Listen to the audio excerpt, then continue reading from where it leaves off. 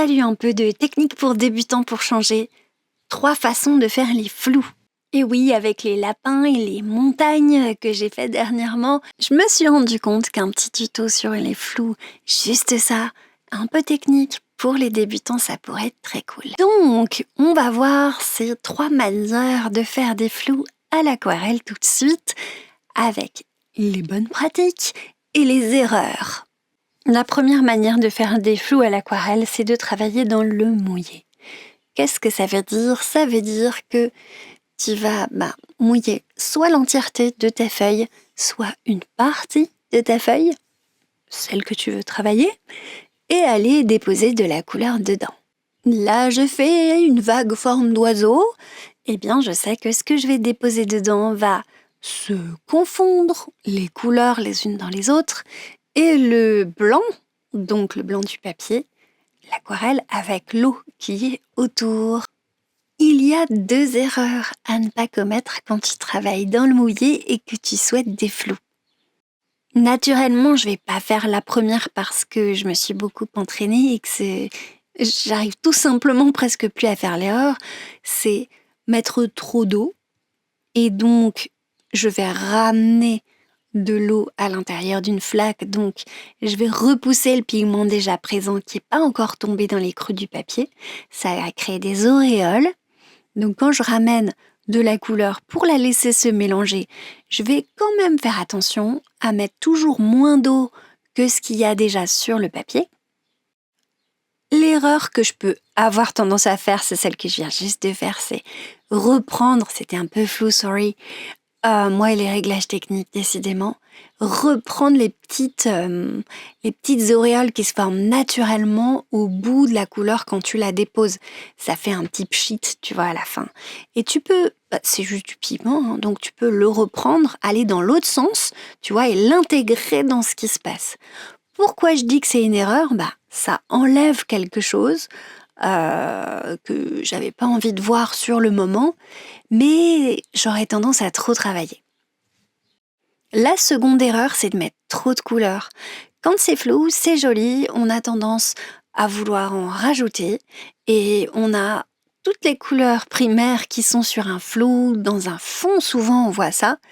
Et au lieu de faire joli et une explosion de couleurs, tu te retrouves avec un truc un peu sali, un peu baroque également.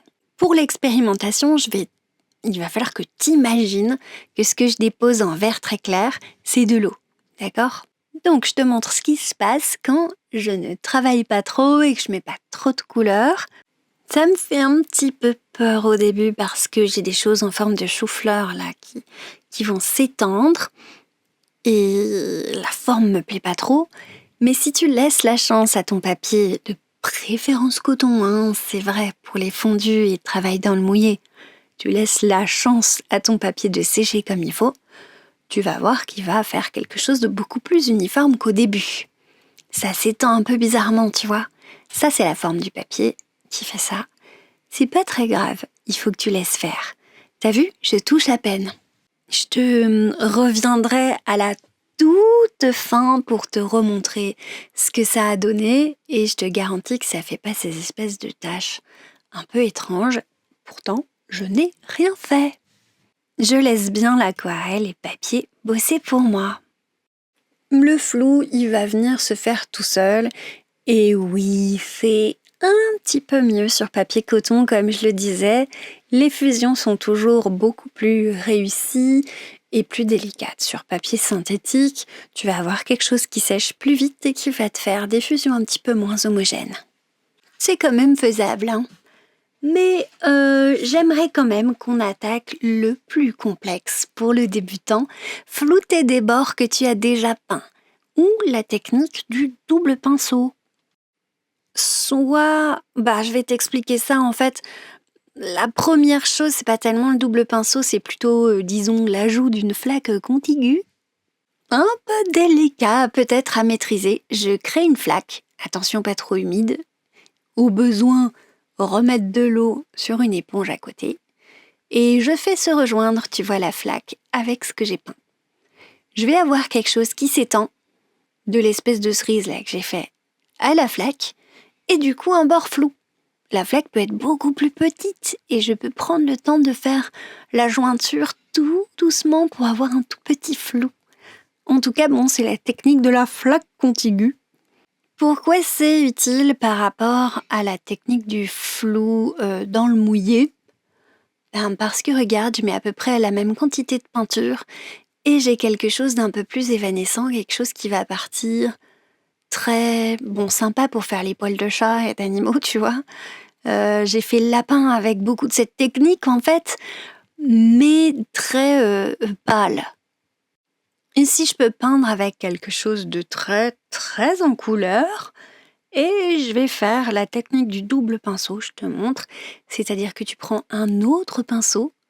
Tu peux prendre le même que tu rinces, hein. Moi, je vais changer de couleur exprès pour que tu comprennes bien le côté double pinceau. Tu prends un autre pinceau, ça aurait été mieux si j'avais pris un pinceau avec de l'eau claire, c'est pas grave, je vais te remontrer. Et tu l'écrabouilles. Regarde, même quand je fais tout le tour du truc, j'ai écrasé mon pinceau pour faire venir le pigment vers la flaque d'eau propre. Je vais recommencer, tu vas mieux comprendre. Je le fais plusieurs fois, c'est important que tu comprennes bien.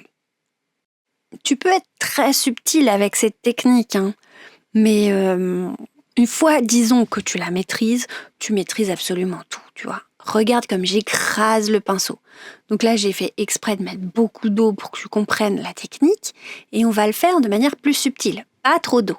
Attention, regarde. Oui, voilà, pas trop d'eau. Et que je vais recommencer. On enlève l'eau. Je vais refaire un cercle.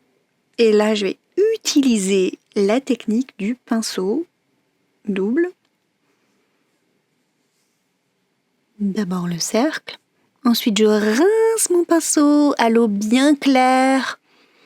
Pas trop d'eau. Voilà. Je peux même... Voilà, t'as vu, moi je me sers de papier comme buvard et j'écrase sur le côté. Je vais pas écraser énorme, mais moins t'écrases et moins ça va aller loin, ça c'est sûr. Du coup, il faut que tu t'habitues, en mettant pas trop d'eau, à faire ce floutage de bord. C'est quand même tellement plus joli. Des fois, tu te rends compte que c'est beaucoup plus agréable à regarder. T'as même pas besoin de fond quand tu fais ça avec certains objets. C'est beaucoup plus joli. Voilà, c'est aquarellé, on va dire. Donc, je récapitule. Les erreurs que tu peux faire, c'est avec le double pinceau, ne pas écraser ton pinceau. C'est dommage, je vais te montrer ce que ça donne. Ou mettre beaucoup trop d'eau dans ton deuxième pinceau. Le pinceau qui est le pinceau que j'appelle blanc. Celui qui ramène de l'eau, donc du blanc. Si je le tiens trop à la verticale, je vais juste ramener du blanc, donc de l'eau sur les bords. C'est tout ce que je vais faire. Moi, je veux que le pigment parte vers l'extérieur, donc je vais mettre quand même un petit peu d'eau dedans et l'écraser vers l'extérieur. C'est l'idée de ramener le pigment vers l'extérieur qui va créer le flou. C'est très délicat, évidemment, je te le montre, là c'est en digital, c'est de loin. Oui, tu vois rien. Enfin, tu vois un peu, tu comprends un peu, mais il faut que tu le fasses, quoi, ça c'est sûr. Faut s'entraîner. Bon, ensuite on a la technique de retirer des blancs. Quand tu retires des blancs, ces blancs sont flous. On peut retirer des blancs sur sec ou sur humide, sur mouillé. Donc, on va se faire un petit oiseau sans blanc du tout pour que tu comprennes bien une silhouette. Au passage, tant que j'y suis, je vais faire la technique de la flaque contiguë. Je crée une flaque et je fais se rejoindre la flaque et ce que j'ai dessiné. Voilà, j'ai du flou, oui. Je défloute, oui, tu vois bien. Voilà, ça marche pas mal, la technique de la flaque.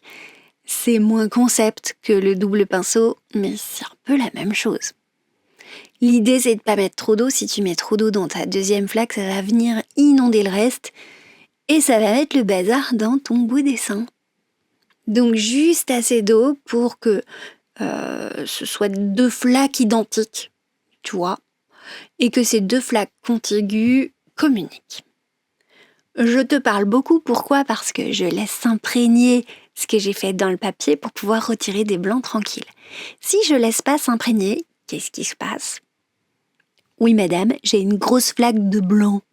Non, moi je veux retirer des blancs assez précis. Flou quand même, parce que c'était mon idée. Pas blanc éclatant nécessairement. Je peux repasser plein d'eau et j'aurai le blanc du papier qui ressort à force. Mais mes bords seront quand même un petit peu flous, parce que je suis toujours sur humide. Évidemment, sur papier synthétique, ça va se faire un petit peu plus tôt puisque ça sèche plus vite. Donc voilà, c'est retirer des blancs dans l'humide. Je peux très bien les retirer ensuite sur sec, tu vas voir, je vais le faire.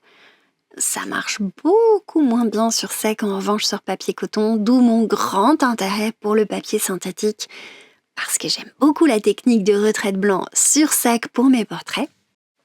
T'as vu ce que j'ai fait aussi avec la queue? J'ai fait une technique de retrait de blanc en partant du blanc. Ouh, c'est joli. Ça me permet d'avoir cette espèce d'ouverture sur le blanc du papier. Très cool.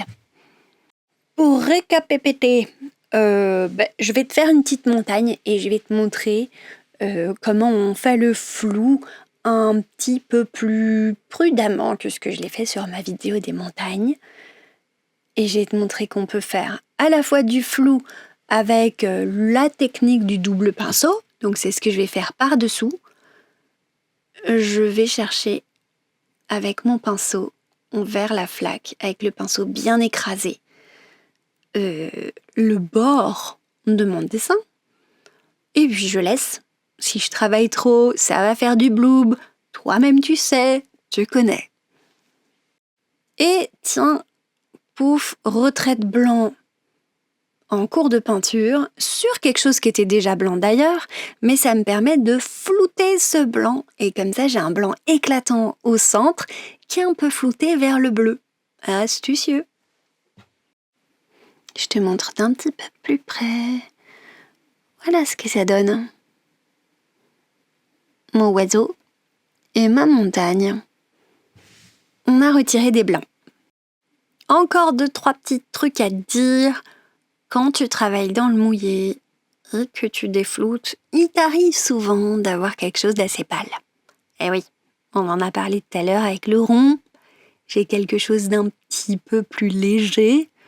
Donc, c'est pour ça que j'ai flouté les bords sur mon rose, ma boule. Je voulais quelque chose d'éclatant, tu vois. Si je rajoute un glacis par-dessus mon piou-piou, j'ai quelque chose d'un petit peu raide, tu vois. Donc, j'applique cette deuxième couche en floutant les bords. Et voilà, on a un piou-piou beaucoup plus en contraste. Donc, je vais garder cette couche de dessous qui est très légère. Je vais juste aller la renforcer par endroits. Je ne veux pas du tout la renforcer partout. Je veux utiliser toutes les valeurs disponibles sur le dessin et surtout, je vais utiliser les valeurs que ça a créées, ce travail dans le flou. Des valeurs très douces. Comme j'en rajoute un petit peu par-dessus, j'ai un piou-piou qui à la fin a plein de nuances très jolies. Imagine en plus, là je t'ai mis une flaque de vert pour que tu vois bien, imagine avec du blanc, trop joli tu vois. Fais-le avec du blanc toi, hein, pas un vert clair bien sûr. Après il te reste à peindre des yeux et tout ça, ni, comme tu veux, bon. Voilà, le petit oiseau, c'est un petit oiseau qui ressemble à tous les petits oiseaux quoi. En dernier truc, oui, le retrait de blanc sur sec, on a laissé sécher le oiseau qui est à droite, on a mis une petite flaque, on laisse bien s'imprégner, on tapote. Ça marche pas avec tous les pigments et tous les papiers, ça marche mieux sur synthétique, mais là, il se trouve que, je sais pas, c'était peut-être pas complètement sec, ça c'est bien parti quand même. Bref, on arrive à la fin de cette vidéo, j'espère que je t'ai donné envie de faire ces exercices. C'est pas toujours évident d'avoir envie de faire des exercices techniques quand on débute, on veut faire des tableaux jolis. Mais bon, c'est quand même bien de revenir à quelques fondamentaux si on veut comprendre des choses et avancer. N'hésite pas à mettre un pouce si ça t'aide et à t'abonner si c'est pas déjà fait. Bisous les abonnés!